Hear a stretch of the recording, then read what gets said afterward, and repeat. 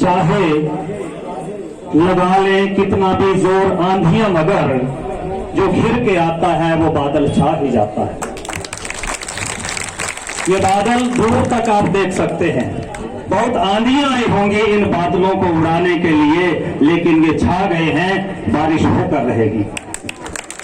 आप यहाँ पर जो मेरे सामने बैठे हैं, खासकर जो धूप में मेरे साथी बैठे हैं, उनको मेरा 2 हाथ जोड़कर नमन है। मेरे साथी जो पीछे हैं, अगर मेरी आवाज आप तक पहुंच रही है, जो समूह में बैठे हैं, मेरे दाएं और बाएं जितने भी मित्र हैं, मेरे भाई बहन हैं, अगर मेरी आवाज आप तक पहुंच रही है तो मेरा अनुरोध रहेगा कि आगे यहाँ पर फ्रंट के आगे आए, क्योंकि जो वक्ता है यहाँ पर जो फ्रंट में बैठे हैं, इनका उत्साह और बढ़ेगा जब इनके विचारों को आप सुनेंगे। न जाने कौन सा वक्ता कौन विचार लेकर आए, ऐसी चिंगारी लेकर आए कि एनपीएस जो है ओपीएस में बदले, ये इतिहास बनकर रहेगा। आप ये मान कर चले मित्रों। मैं एक छोटी सी कहानी सुनाऊंगा। आज यहाँ पर हमारे भाई सुनील जरियाल जी और उनके जिला के सारे जो साथी हैं, एक छोटी सी कहानी 1 मिनट का समय लूंगा और 3 मिनट में अपनी बात को समाप्त भी करूंगा। मित्रों, एक समय की बात है, एक फकीर था। मैं ध्यान चाहूंगा आप सबका, 3 मिनट के लिए मेरी बात को ध्यान से सुने कि एक फकीर था, वो एक जंगल में रहता था, राजाओं का समय था, और वो फकीर सच को सच और झूठ को झूठ कहने की हिम्मत रखता था। बहुत मुश्किल है सच को सच कहना, झूठ को झूठ कहना। ये कभी पहले भी आसान नहीं रहा, ये आज भी आसान नहीं है। और वो साथी है जो सच को सच कहने की हिम्मत रखते हैं, झूठ को झूठ कहने की हिम्मत रखते हैं। ये बहुत बड़ी बात है। किसी ने कहा है कि कहने को तो दोस्तों सरकार हाथों में मिले, मगर सब हक उनके जिनके रहे सरदार हाथों में। ये बड़े दुख की बात है। कहने को तो दोस्तों सरकार हाथों में मिले, सब हक उनके रहे जिनके रहे सरदार हाथों में, और मिलेंगे हक नहीं जिनको यहाँ माथा रगड़ने से, वो एक दिन सीख लेंगे थामना तलवार हाथों में। हम और आप आज माथा रगड़ रहे हैं, गुहार कर रहे हैं कि हमें हमारा हक दिया जाए, पेंशन का हक। यह अधिकार है हमारा, हम कोई ठीक नहीं मान रहे। जो आज पेंशन ले रहे हैं, हमारे जो आका है, हमारे मान्य हैं, हमें विरोध नहीं है। वो पेंशन ले, आगे भी उनको पेंशन मिले, हम विरोध नहीं करते। जिनको मिल रहा है उनको मिले, लेकिन हमने कौन सा गुनाह किया है? हम रीढ़ की हड्डी की तरह काम कर रहे हैं। एक जो कर्मचारी है वो 24 घंटे सरकार के लिए हाजिर रहता है, चाहे वो चुनाव का समय हो, चाहे जनगणना का समय हो, चाहे कोविड के दौरान किसी आपदा का समय हो। हमने कभी इनकार नहीं किया। हमें बैरियर पर ड्यूटी लगाई गई, हमने दी। रात को हम हाजिर रहते हैं और हम मांगते क्या है? पेंशन। क्या हम भीख मांग रहे हैं? हमारा अधिकार नहीं है, यह अधिकार है। यहाँ पर जितने साथी बैठे हैं, कितने साथी हैं जिनको लगता है पेंशन मिलकर रहेगी? दोनों हाथों पर उठाएंगे जिनको लगता है पेंशन मिलेगी। यही जज्बा चाहिए मित्रों। यहाँ पर आपके हीरो बैठे हैं, सुनील जरियाल जी और बाकी साथी बैठे हैं, ये पेंशन मिलकर रहेगी, ये दूर नहीं है।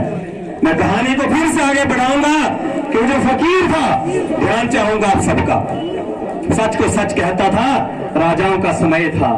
बात राजा तक पहुंची कि आपके राज्य में फकीर है और वो आपकी भी बुराई करता है, सच को सच और आपके खिलाफ कभी दुष्प्रचार भी करता है। आदेश हुआ कि उस फकीर को बुलाया जाए। दरबार सजा है, महाराज बैठे हैं और उस फकीर को मुजरिम की तरह खड़ा कर दिया गया और उस फकीर को पूछा कि फकीर क्या कहते हो, हमारा विरोध करते हो? उस फकीर ने कहा, महाराज मैं एक फकीर हूं, मैं आपका या किसी का विरोध नहीं करता, लेकिन जो मुझे गलत लगता है उसको गलत कहने की हिम्मत रखता हूं, चाहे वो कोई और करे चाहे आप करें। महाराज ने कहा कि हमारे राज्य में रहना है तो आपको ऐसा नहीं करना है। हम जो कहते हैं वो सही है, तो हम कहते हैं वो सही है, वही निजाम है, वही शासन है। फकीर ने कहा कि महाराज ये मुझसे नहीं होगा, आपने मुझे अपने राज्य में रखना है रखो, निकालना है निकालो, लेकिन झूठ को झूठ झूठ कहूंगा, गलत होते हुए मैं उसको सही कैसे कह दूं? ये मेरा जमीर नहीं मानता। आप लोगों को भी जमीर नहीं मानता है। विरोध करें, करना पड़ेगा, और विरोध करने से कभी डरना नहीं है मित्रों। अंततः राजा का आदेश हुआ कि इस फकीर को ले जाओ और जंगल में जिंदा जला दो। राजाओं का समय था, कोई दाद फरियाद नहीं। उस फकीर को ले जाया जा रहा है और जंगल में उसको आग लगा दी गई। फकीर जिंदा जल रहा है, उसको बचाने वाला कोई नहीं। मित्रों, हमारी और आत्मा, आपकी आत्मा से आवाज निकलेगी, क्या हम और आप फकीर तो नहीं है? उस फकीर को जिंदा जलाया जा रहा है। जब उसको बचाने कोई नहीं आया, एक छोटी सी चिड़िया, एक फाख्ता अपनी चोंच में पानी की एक बूंद भरती है और उड़कर उस फकीर की तरफ जाती है। किसी ने उस चिड़िया से पूछा, जरियाल साहब, उस चिड़िया से पूछा कि चिड़िया कहां जा रही है? उस फाख्ता ने कहा कि फला राज्य में फला राजा ने एक फकीर को जिंदा जलाने का हुक्म दिया है, उस फकीर को जलाया जा रहा है, मैं उस फकीर की आग बुझाने जा रही हूं। उस व्यक्ति ने पूछा कि ए फाख्ता, तुम्हारी चोंच में जो पानी की एक बूंद है, क्या इस पानी की एक बूंद से उस फकीर की आग बुझ जाएगी और क्या वो फकीर जिंदा रह जाएगा, वो बच पाएगा? उस चिड़िया ने कहा, मुझे मालूम है कि मेरी एक इस बूंद से न उस फकीर की आग बुझेगी, न वो फकीर जिंदा बचेगा, लेकिन इतिहास जब लिखा जाएगा तो मुझे उस फकीर के बचाने वालों में लिखा जाएगा, मारने वालों में। आप लोग हैं, आप संख्या ना देखें, यहाँ पर 1,500-2 हजार लोग नहीं हैं, लाखों लोग बैठे हैं यहाँ पर। आपके पीछे परिवार के लोग हैं, आपके मित्र हैं। जब आप एक आवाज देंगे कि हमें पेंशन नहीं, आप हमारे साथ चले, कि आपके परिवार के लोग आपके साथ नहीं चलेंगे? क्या आपके रिश्तेदार आपके साथ नहीं चलेंगे? क्या आपके मित्र आपके साथ नहीं चलेंगे? ये एक जन आंदोलन बनेगा और ये बहुत दूर की बात नहीं है। आप उस चिड़िया की तरह हैं, आपका योगदान भले ही उससे एक बूंद के बराबर है। कल को जब इतिहास बहाल होगी, हो सकता है कि मैं या आप में से कुछ मित्र उस समय देखने के लिए जिंदा ना रहें, लेकिन आपका इतिहास में नाम दर्ज होगा। उस चिड़िया की बूंद की तरह आपका योगदान होगा।